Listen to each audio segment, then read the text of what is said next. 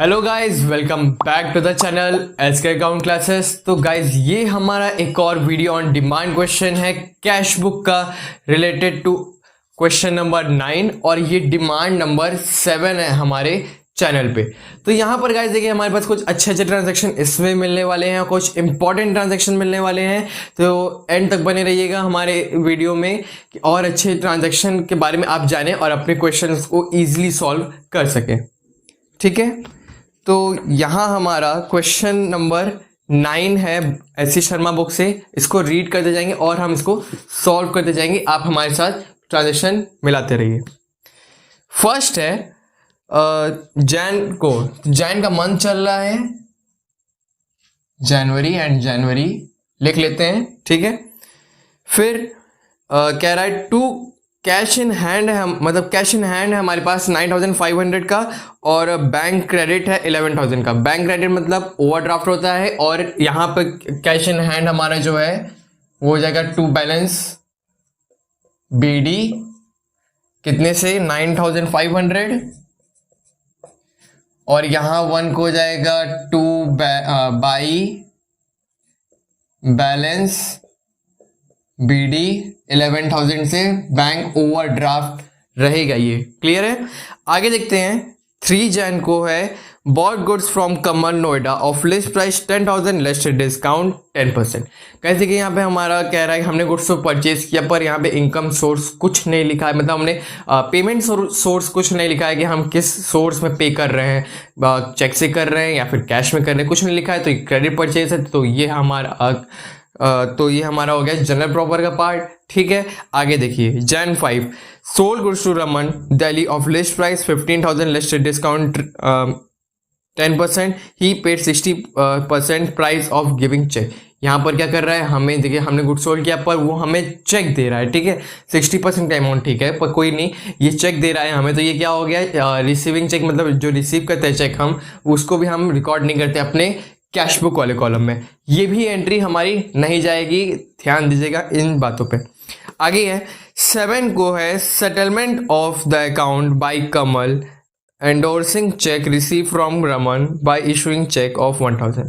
जो हमें रमन से मिला हुआ चेक था वो हमने उनको, कमल को तो देखिए अब हमने उनको तो दे तो दिया, ठीक है, एंडोर्स का दिया, वो वाली एंट्री तो हम करेंगे नहीं। ठीक है, बट यहाँ पे देखिए सेकंड लाइन में कह रहा है बाय इशूइंग चेक ऑफ 1,000 और उसके बाद हमने एक और चेक इशू किया 1,000 का, उसको तो जरूर रिकॉर्ड करेंगे ना। हमने इशू किया, हमने पे कर रहे हैं किसी को, तो उसको रिकॉर्ड करेंगे, बाई साइड लेके जाएंगे इसको।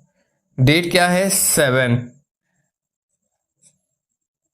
बाई चेक इन हैंड लिख देंगे। फिर ये जाएगा अमाउंट 1,000 का चेक वाला है तो बैंक वाला में लिखते हैं। क्लियर है आपको एकदम। आगे जल्दी से देखते हैं कि क्या है हमारा 9 को sold goods to Gopal Delhi for cash 8,000 में हमने गुड्स सोल्ड किया, फॉर कैश के लिए किया। सिंपल सी एंट्री हमारी है। इस साइड आ जाते हैं जल्दी से। 9 दिल्ली के अंदर हो रहा है तो CGST लगाएंगे। To sale to CGST to SGST। ठीक है, आगे देखते हैं इसमें अमाउंट कितना है। 8,000 है, कैश पेमेंट है, लिख देते हैं। 12% GST है, 6% लगाएं, कितना आएगा 480। क्लियर हो गया। आगे क्या है, डिपॉजिट कैश इनटू बैंक। ये वाली एंट्री आपने कई बार देखा होगा पिछले ट्रांजेक्शन में भी कि हम डिपॉजिट करते हैं बैंक में। तो एंट्री पहली क्या बनती है हमारी, बैंक को डेबिट कर देते हैं और कैश को क्रेडिट कर देते हैं। हमारे पास से कैश गया तो क्रेडिट हो गया, बैंक के पास गया तो वो डेबिट हो गया। सिंपल का इसका कॉन्सेप्ट है। तो डेट क्या है 12 इधर लिख देंगे, 12 इधर लिख देंगे। बाई बैंक तो यहाँ टू कैश है ना, बैंक डेबिट हो रहा है तो बाई साइड टू कैश, तो टू साइड लिख दिया इसको। अमाउंट क्या है 6,000, बैंक साइड लिख रहे हैं तो 6,000 कैश कॉलम में लिखेंगे, बैंक में नहीं लिखेंगे। कैश में लिख रहे हैं, कैश में ना लिख के बैंक में लिखेंगे। सिंपल सा छोटा छोटा बेसिक चीजें हैं जो ध्यान देने वाली बातें हैं। ठीक है, आगे देखते हैं क्या है। 14 को sold goods to Arun Kanpur 2000 and got payment by cheque, by money order, मतलब क्या, कैश मिल रहा है, पैसे मिल रहे हैं हमें, ठीक है। अब देखिए तो 14 को हमने गुड्स सोल्ड किया, तो यहाँ पे 2 से लिख लेते हैं, कानपुर कर रहे हैं, है ना, तो यहाँ 2 IGST लगेगा। कितने का गुड्स है, 2000 का कैश मिल रहा है, कैश कॉलम में लिख देते हैं 2000 पे 12% अगर लगाएंगे GST कितना आएगा, 240 लिख लेते हैं इस कॉलम में। आगे क्या रहा है, 17 को receive VVP for 560 for goods bought from Ambala including GST। हम गुड्स परचेज कर रहे हैं, हमने उसके बदले हमें VVP मिला, तो इंक्लूडिंग GST 560 का। सिंपल चीज़ है, हम परचेज कर रहे हैं तो परचेज साइड लिख लेते हैं, फालतू क्या टिटिम्मा सोचना। 17 को अम्बाला से कर रहे हैं तो हम दिल्ली में हैं, तो यहाँ पे IGST लगाएंगे परचेज और बाई IGST हो गया। अब देखते हैं इनकम सोर्सेस में क्या कह रहा है, कैश मिल रहा है, ठीक है। इसमें कैश, क्योंकि कुछ लिखा तो है नहीं कि हमें बैंक में मिल रहा है, तो हमें कैश में मिल रहा है। यहाँ पे 500 हो गया हमारा ये, और 60 ये इंक्लूडिंग GST था, एक्सक्लूड करके हमने दिखा दिया। इंक्लूडिंग GST वाली वीडियो अगर आपने अभी तक नहीं देखी है हमारी, तो जाके जरूर से देख लें, वो भी हमने एक सेपरेट वीडियो बनाया है कि कैसे हम एक्सक्लूड करते हैं इंक्लूडिंग GST को, ठीक है। 17 हो गया 20, bought share of ACC for 8000 brokerage pay करना है 1% का, the whole payment is made by cheque. Simple सा हो गया, बात पता चल गया भाई कि यहाँ पे हमें बाई चेक पेमेंट कर रहे हैं तो बैंक कॉलम में ही जाएगा, कैश में नहीं लिख के आना, वरना मार्क्स डिडक्ट होने के टोटल चांसेस हैं, ठीक है। तो 20 बाई इन्वेस्टमेंट से लिखेंगे,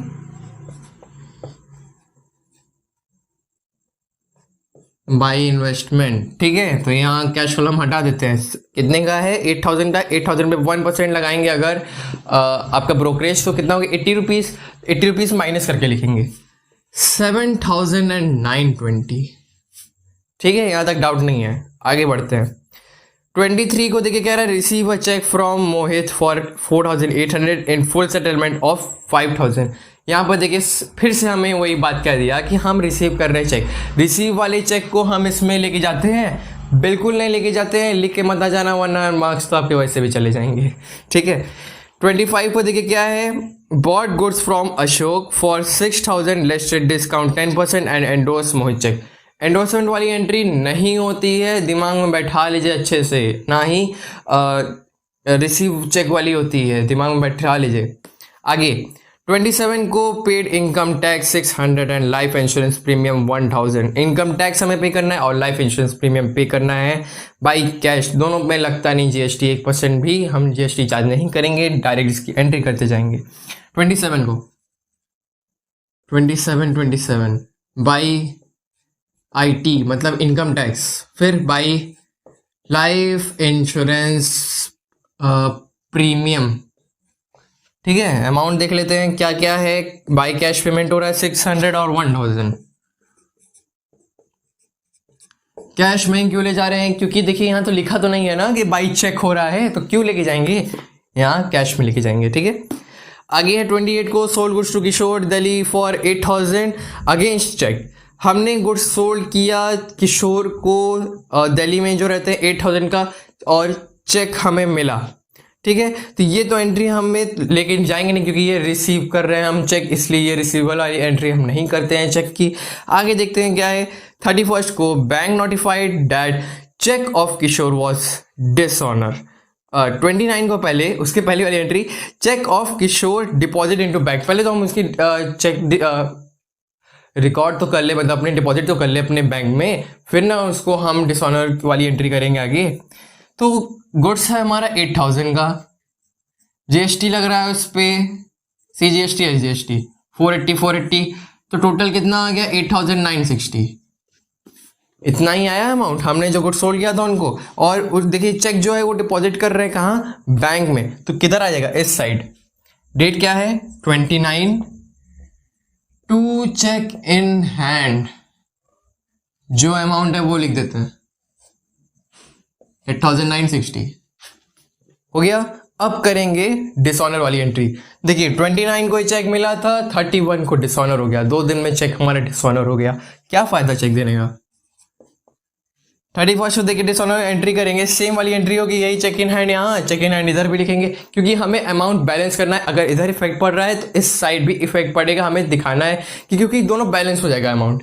दोनों साइड अगर सेम अमाउंट एंट्री करेंगे तो हमारे इस ट्रांजैक्शन मतलब इस पूरे कैश बुक में कोई इफेक्ट नहीं आएगा हमारे बैंक कॉलम में। ठीक है, तो यहां भी लिख देंगे by cheque in hand, bracket में लिख सकते हैं कि किसका चेक था, ब्रैकेट में लिख देंगे किशोर का चेक है, बाय किशोर लिख देंगे ब्रैकेट में। लास्ट वाली एंट्री कह रहा है कि बैंक डिपॉजिट, एक मिनट, उसके आगे हमने कहा कि बैंक डेबिट भी कर रहा है आवर अकाउंट, मतलब जो बैंक जो किशोर का है वो मतलब हमारा जो बैंक उसमें डेबिट कर रहा है 40 रुपीज़ से। 40 रुपीज़ से अगर डेबिट करते इसी साइड करते तो 31 को बाई बैंक लिख के डेबिट कर देंगे इसका 40 रुपीज़ से, क्योंकि हमारे बैंक में 40 रुपीज़ डेबिट हो गई है। ठीक है, तो डेबिट साइड लिख दिया हमने। अब लास्ट वाली एंट्री पे आते हैं कि 31 को है deposit the cash balance excess of 5000 in bank. 5000 के अलावा जितना भी कैश हमारा है इसमें अगर बैलेंस निकालेंगे तो जितना भी बैलेंस आएगा उस बचे हुए 5000 के बाद वाले अमाउंट को हम ले जाएंगे अपने बैंक में। सेम इस एंट्री का यूज करेंगे, बैंक में डिपॉजिट करेंगे, तो ये वाली एंट्री का हम यूज करने वाले हैं अब अपने ट्रांजैक्शन में। तो ध्यान से देखिएगा, इधर 31 को ही होगा। अगर आप पूरा ऐड करेंगे तो यहां पहले तो लिख लेते हैं by bank by balance CD, 2 हो गया। अब इधर भी लिखेंगे 31 को 2 entry, to cash to balance CD। पहले बैलेंस यहाँ कैश का कह रहा है कि 5000 रहेगा ही रहेगा, इसमें कोई डाउट नहीं है, 5000 रखना ही हमें। उसके बाद रिमेनिंग अगर आप इसको ऐड करेंगे फिर से माइनस करेंगे तो जितना अमाउंट आएगा वो वाले अमाउंट से इधर रिकॉर्ड करेंगे। तो कितना आ रहा है हमारा 7540, 7540 सेम अमाउंट हाँ ले आएंगे इस साइड पे 7540 हो गया। उसके बाद बैलेंस निकाल देंगे किसका, अपने बैंक कॉलम का जो ओवरड्राफ्ट हो गया था, उसका दे रहा है 6420, 6420 लिख देते हैं 6420। अब इसको पूरे ट्रांजैक्शन को अगर आप ऐड करेंगे, दोनों साइड डेबिट साइड हो या आपका क्रेडिट साइड हो, दोनों ऐड करेंगे, ये वाला अमाउंट हमारे इसके कैश वाला अमाउंट कैश के इक्वल आएगा, बैंक वाला अमाउंट हमारे बैंक के इक्वल आएगा ही आएगा। आप एक बार ऐड करें और कमेंट सेक्शन में बताना बिल्कुल ना भूलें। तो गाइज ये क्वेश्चन हमारा कंप्लीट होता है। आपके डाउट पे अगर अब भी कहीं डाउट फील हो, अगर छोटी से छोटी जगह अगर आपको डाउट हो कि ये ट्रांजेक्शन क्यों रिकॉर्ड हुआ, वो वाला क्यों नहीं हुआ, जरूर से हमें पूछें हमारे चैनल पे, हम हैं आपके लिए। तो गाइज खत्म करते हैं इस वीडियो को, फिर मिलेंगे नेक्स्ट क्वेश्चन के साथ, तब तक के लिए गुड बाय।